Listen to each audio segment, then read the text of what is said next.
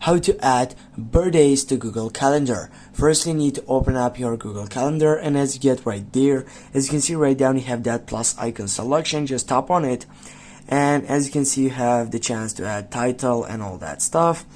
And as you scroll down, you can find out all these sections. But if you go cancel, or simply as you get on that site, as you can see on the left upper side on the three dots, you're going to be available to take a reminder or of a week, of a day, and all that stuff. And for example, if you go for reminder, yeah, you can open up the tasks to your reminders from here, for example, and you can select them and then go on the plus icon, then type, for example, birthday party and that stuff selection, and you're gonna type when starts the birthday, when you want to get notified by going to that birthday session and all that stuff.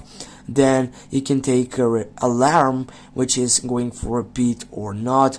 You can take that easy for 10 minutes before getting to the main point. You can take a note, for example, birthday of my best friend and stuff like that.